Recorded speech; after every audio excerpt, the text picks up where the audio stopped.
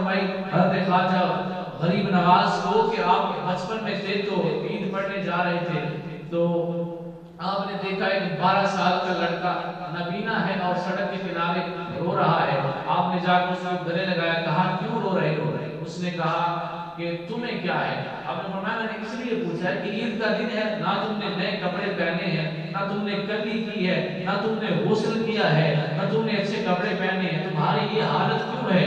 تو وہ کہتا ہے کہ نئے کپڑے وہ پہنتے ہیں جن کا باپ ہوتا ہے, سر میں کلی وہ کرتے ہیں جن کے بہن بھائی ہوتے ہیں, غسل انہیں دیا جاتا ہے جن کی مائیں ہوتی ہیں, اور جس کا دنیا میں کوئی نہ ہو اسے کون کپڑے دے گا, اسے کون نہلائے گا, اسے کون کلی کرے گا؟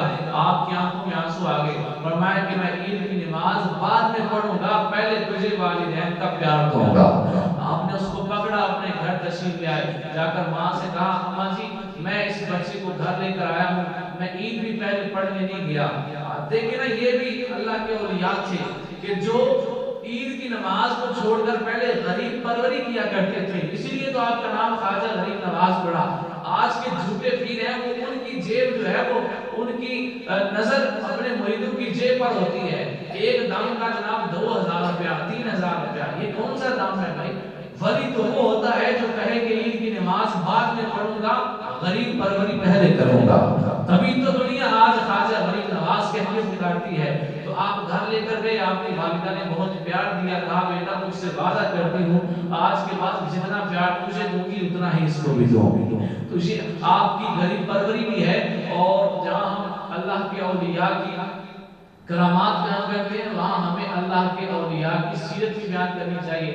آپ کا جب وہ پرتھوی راج سے آپ کا مقابلہ چل رہا تھا, آپ نماز پڑھنے گئے تو نہر کے کنارے جب آپ بیٹھے تھے دریا کے کنارے, تو اس نے فوج کو بھیج دیا. اس نے کہا, پہلے اس نے پوچھا کہ بابا کرتا کیا کیا ہے, وہ چونکہ ہندو تھا اسے نہیں پتا تھا. انہوں نے کہا کہ پانی لیتا ہے, منہ دھوتا ہے, بازو دھوتا ہے, سر پیر دھوتا ہے, سر کا مسح کرتا ہے, اور ایک کونے میں جا کے کبھی کھڑا ہو جاتا ہے کبھی جھک جاتا ہے, پتہ نہیں اس کو کیا کہتے ہیں. تو وہ کہنے لگا کہ اچھا پہلے وہ پانی حاصل کرتا ہے. تو فوج نے کہا ہاں. اس نے کہا چلو اب اسے پانی نہیں لینے دینا, جب دریا میں جا کے پہرا لگا دو. اب انا ساگر کا جو دریا تھا اس پہ فوج کا پہرا لگ گیا. آپ وہاں پر بیٹھے اللہ کی یاد میں مشغول تھے, وضو ٹوٹ گیا, آپ وضو کرنے کے لیے پانی کی طرف بڑھے, آگے فوج کھڑی تھی, کہا آپ کو پانی نہیں لینے دیا جائے گا. اس وقت کے سب اولیاء نمازیں پڑھا کرتے تھے, جھوٹے نہیں نہ ہوتے تھے. آج کے جو بہت سے جھوٹے ہیں کہتے ہیں اصل ساری نمازیں کعبے پڑھی ہیں, ایسا ہوتے نہیں تھی ہیں. میں کہتا ہوں پھر کعبے ہوٹل بھی ہے, کھانا بھی وہاں سے کھایا کریں, یہاں کھانا کیوں کھاتے ہیں؟ جب نماز کعبے پڑھ آتے ہو تو کھانا بھی وہاں سے کھایا کرو, یہاں کے کھانا کیوں کھاتے ہو؟ تو یہ جھوٹا ہے جو کہے کہ مجھے نماز کی کوئی ضرورت نہیں. اللہ کا ہر بھاری نماز پڑھنے والا ہوتا ہے, شریعت پہ چلنے والا ہوتا ہے. تو عرض کر رہا تھا کہ آپ جب وضو کرنے کے لیے گئے تو انہوں نے کہا کہ آپ کو پانی نہیں لینے دیا جائے گا. آپ واپس آ گئے, پہلے تیمم کر کے نماز پڑھنے لگے, ارادہ بھی بنا لیا, لیکن پھر سوچا کہ تیمم تو تب کیا جاتا ہے جب دور دور تک پانی نہ ملے, یہاں تو پانی موجود ہے. آپ نے فرمایا چلو اب کچھ کرتے ہیں. آپ قریب ہی بت خانہ تھا, وہاں پر گئے, جا کر بت کے ہاتھ میں آپ نے اپنا لوٹا پکڑایا اور اپنا جوتا مبارک اتار کے اس کے سر پہ مارا اور کہا چل پانی لے کے آ. اب وہ فوج جو اسی بھگوان کی پوجا کرتی ہے, اسی بت کی پوجا کرتی ہے, وہ دیکھ رہی ہے کہ جس کے سجدے جس کے آگے ہم اپنا سر جھکاتے ہیں, جس کو ہم سجدے کرتے ہیں, وہ خواجہ صاحب سے جوتے بھی کھا رہا ہے, آپ کا لوٹا لے کے پانی بھی بھرنے آ گیا ہے. اور آیا آگر جب اس نے لوٹا ڈالا آنا ساگر کے اندر, اوپر اٹھایا تو سارے کا سارا پانی اس لوٹے کے اندر آ گیا, دریا سارا سوکھ گیا. کچھ لوگ اعتراض کرتے ہیں کہ یہ کیسے ہو سکتا ہے؟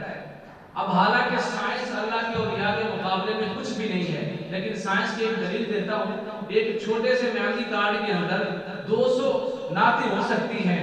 ایک چھوٹے سے میموری کارڈ کے اندر دنیا بھر کی انفارمیشن آ سکتی ہے. تو اللہ کا ولی ایک لوٹے کے اندر دریا کو بند نہیں کر سکتا. جب سائنس اتنی ترقی کر گئی تو اللہ کا ولی جو اللہ کا پیارا ہے اس کی شان کا عالم کیا ہوگا؟ آپ نے وہ لوٹا جب لے کر چلے تو پھر فوج نے جب دیکھا کہ پانی ختم ہو گیا, فوج نے سب کچھ وہی پھینکا, واپس بادشاہ کے پاس پہنچی. بادشاہ نے کہا کدھر آ گئے؟ انہوں نے کہا بازی چھٹیاں ہو گئی ہیں. کہا کیوں, کیا آ گئے؟ کیا وجہ بنی واپس آ گئے؟ تو کہنے لگے کہ وہ بابا کوئی عام نہیں ہے، اس نے ایک دفعہ جوتا اٹھا کے بت کو مارا ہے، بت اس بابے کی نوکری میں لگ گیا ہے، جس کو ہم